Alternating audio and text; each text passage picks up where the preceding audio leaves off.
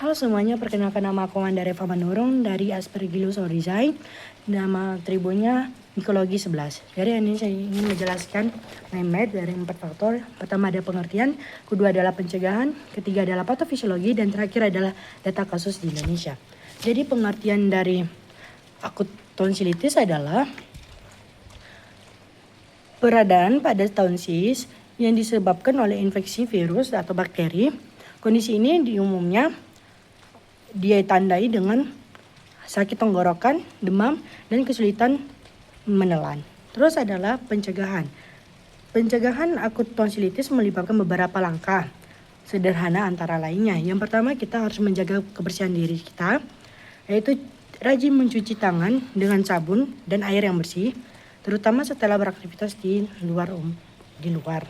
Kedua adalah etika batuk dan bersin.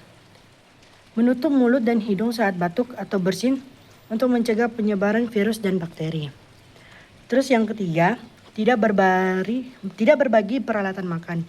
Hindari berbagai makanan, gelas, atau peralatan makanan lainnya dengan orang lain, terutama jika mereka sedang sakit. Jadi kalau kita sedang makan dengan orang lain itu kita tidak boleh kasih peralatan kita seperti piring, gelas, sendok, biarpun nilainya itu untuk ke orang yang sedang sakit. Karena itu akan menyebabkan menyebaran virus-virus ke kita. Jadi kita harus berhati-hati.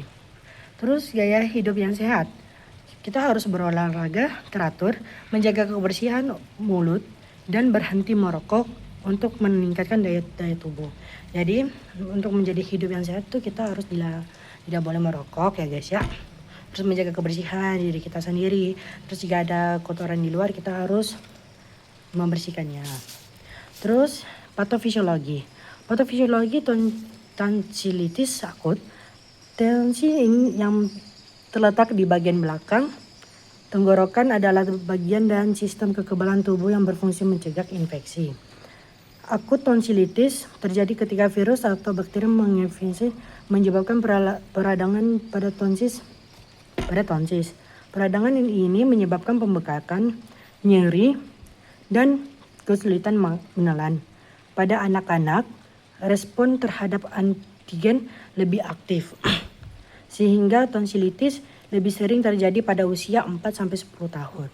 Infeksi menyebabkan inflamasi dan pembekakan jaringan tonsil diikuti dengan pengumpulan leukosit, sel-sel epitekel mati, dan bakteri patogen dalam keriput tonsil. Fase-fase patologi meliput peradangan terbatas pada tonsil, pembekatan eksudat, selulosis tonsil dan daerah sekitarnya, pembentukan absen pretinofis, dan nekron jaringan. Terus yang terakhir adalah data kasus di Indonesia. Data epidemiologi penyakit THT pada 7 provinsi di Indonesia pada tahun 2012 menunjukkan bahwa prevalensi venesen kronis tertinggi setelah nasofagingitis akut, yaitu terbesar 3,8%. Vaginisme mendapatkan urutan keempat dengan 11.010 kasus di Indonesia. Jadi itu adalah cerita saya. Terima kasih semuanya. Maaf kalau misalnya ada kesalahan sedikit ya guys ya. Bye bye.